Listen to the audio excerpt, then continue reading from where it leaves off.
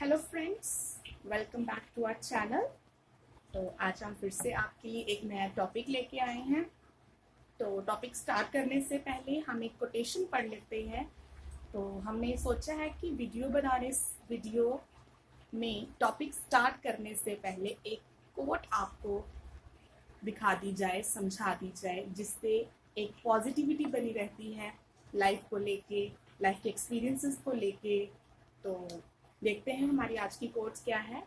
The best way to avoid disappointment is to not expect anything from anyone.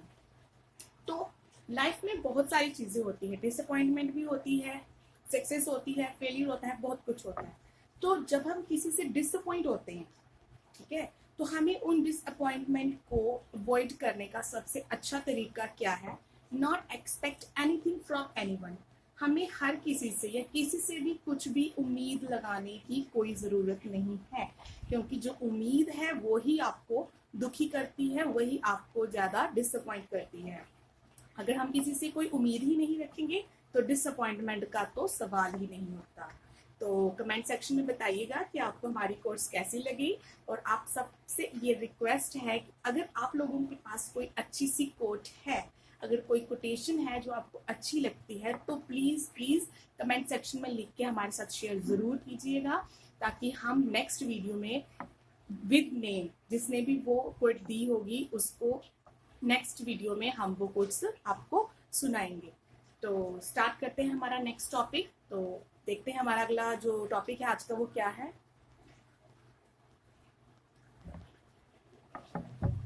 तो आज का हमारा topic है linear equation with two variables. Linear equation हमने solve करनी है जिसमें टू वेरिएबल्स दिए गए हैं। लीनियर इक्वेशन वन वेरिएबल भी एक टॉपिक है जो कि 10th क्लास के टॉपिक में नहीं है, तो हम वो नहीं करेंगे। तो linear equation with two variables topic है, तो हम इसी को प्रोसीड करेंगे। तो क्या है linear equation? Equation having highest degree 1। जिस इक्वेशन में वेरिएबल की हाईएस्ट डिग्री 1 होती है वो होती है आपकी linear equation. And equation having two variables, अगर विद टू वेरिएबल्स की बात कर रहे हैं तो ऑब्वियसली इसमें दो वेरिएबल्स ही होंगे and one pair of equation is given. इस चैप्टर में, इस टॉपिक में हमें जितने भी क्वेश्चन करने हैं सभी में हमें एक पेयर दिया होगा इक्वेशंस का, दो इक्वेशंस हमें दी होंगी। उन दोनों का यूज करके हमने सॉल्यूशंस फाइंड करने हैं एक्स और वाई के, ठीक है। अब एक्स और वाई के सॉल्यूशन फाइंड करने का क्या मतलब है? जैसे फॉर एग्जांपल हमने यहाँ पे लिखा है 2x + 3y = 9 and 3x + 4y = 6। तो यहाँ पे ये चीज बताई है कि मतलब ये चीज हमने निकाली है कि x और y की ऐसी कौन सी वैल्यू हम लोग इस इक्वेशन में पुट करेंगे कि इक्वल्स टू हमारा राइट हैंड साइड पे x और y की कौन सी वैल्यू हम पुट करेंगे कि वो equals to left hand side बन जाए।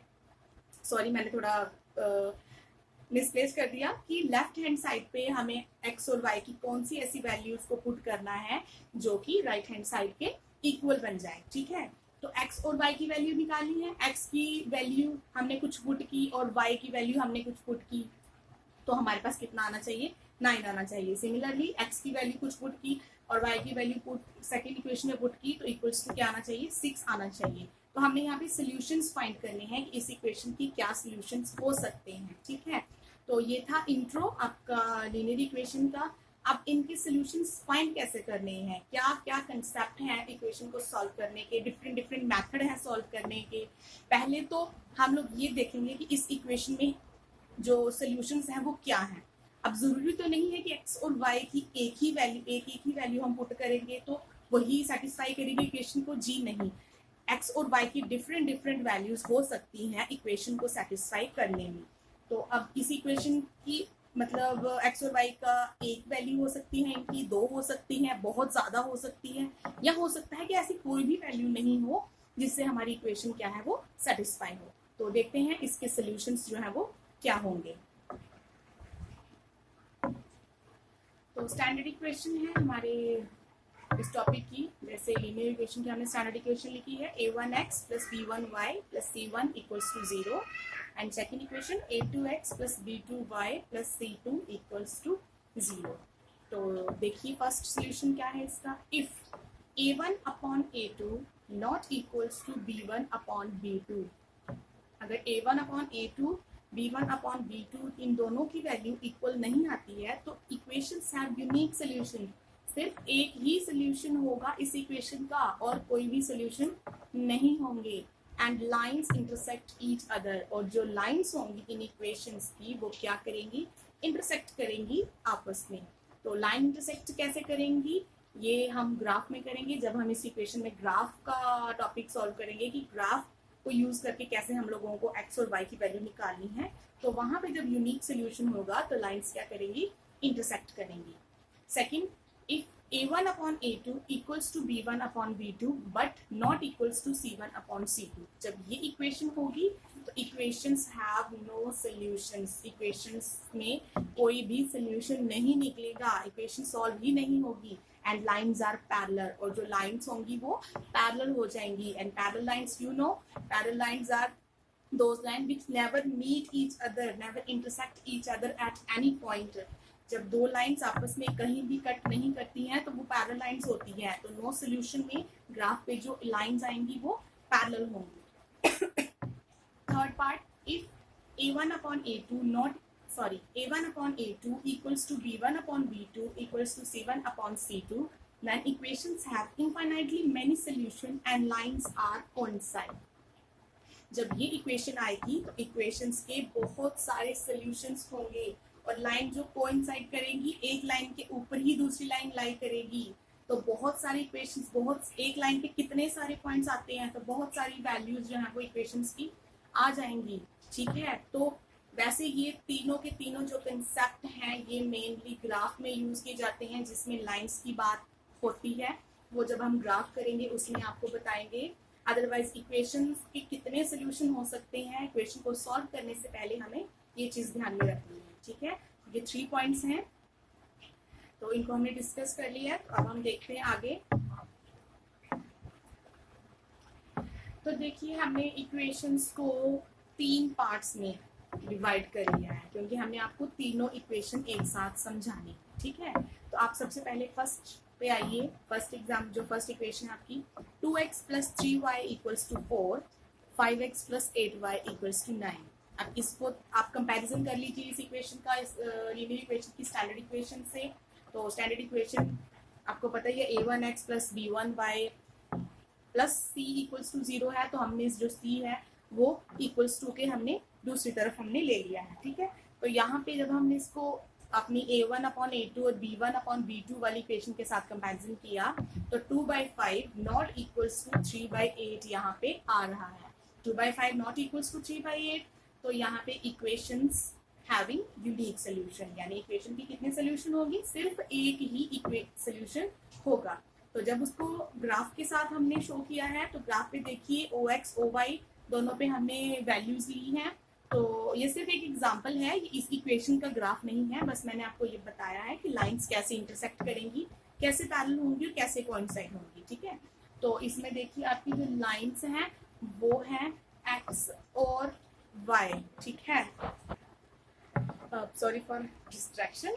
तो हम कहाँ पे कि लाइंस जब इंटरसेक्ट करती हैं तो एक पर्टिकुलर पॉइंट पे इंटरसेक्ट करती हैं। जैसे हमने इस ग्राफ जो आपको दिख रहा है, इस ग्राफ में हमने A पॉइंट लिखा है। तो जो A पॉइंट के सामने Y एक्सिस के सामने जो बन रही है वो Y की वैल्यू होगी, जो X एक्सिस के सामने बन रही है वो X की वैल्यू होगी। ठीक है, तो ऐसे हमने अपना जो है यूनिक सोल्यूशन का ग्राफ हमने ऐसे बनाना है।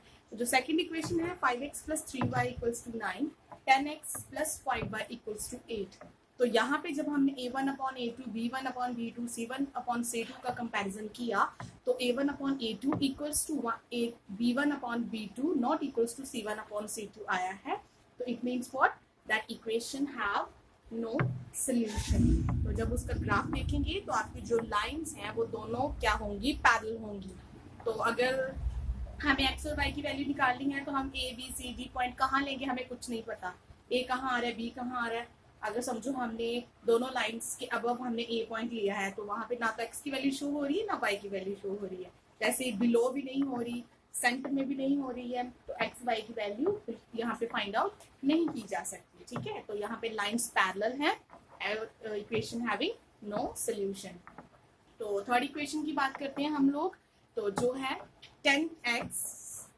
10x plus 18y equals to 4 and 15x plus 27y equals to 6। तो यहाँ पे जब हमने कंपैरिजन किया तो 10/15, 18/27, 4/6 मीन्स a1/a2, b1/b2, c1/c2। जब हमने इसको किया तो क्या आ गया आपके पास, कट करके 2/3 equals to 2/3 equals to 2/3। तो यहाँ पे इक्वेशन हैविंग मेनी सोल्यूशन, यहाँ पे इक्वेशन के बहुत सारे सोल्यूशन हो सकते हैं। ठीक है, कैसे हो सकते हैं, ग्राफ पे देखिए। तो एक्स एक्सिस वाई एक्सिस जो आपकी एक लाइन है जिसके ऊपर हमने A B C D 4-5 points जो है वो हमने शो करवाए हैं। तो यहाँ पे जब ए पॉइंट है वहाँ पे एक्स की वैल्यू 1.5 आ रही है और वाई की वैल्यू 3 आ रही है। बी पॉइंट पे एक्स की वैल्यू 2.5 आ रही है, सॉरी वाई की वैल्यू 2.5 आ रही है और एक्स की वैल्यू 2.2 के करीब आ रही है। तो अलग अलग वैल्यूज आ रही है, इसका मतलब कि एक्स और वाई की अलग अलग वैल्यू जो है वो इक्वेशन को सेटिस्फाई कर रही है। तो ये थे आपके सॉल्यूशंस के बारे में हमने बता दिया, लीनियर इक्वेशन के बारे में हमने बता दिया। तो कमेंट करके बताइए कि आपको आज का वीडियो कैसा लगा है, आपको कंसेप्ट्स क्लियर हुए हैं कि नहीं हुए हैं। नेक्स्ट वीडियो में हम लेके आएंगे कि एक्स और वाई की वैल्यू को फाइंड आउट करने के जो मेथड्स हैं वो कौन कौन से हैं। ठीक है, कि इन दोनों की वैल्यू फाइंड कैसे की जा सकती है, तो वो हम नेक्स्ट वीडियो में देखेंगे। अभी के लिए बस इतना ही, तो बाय, टेक केयर।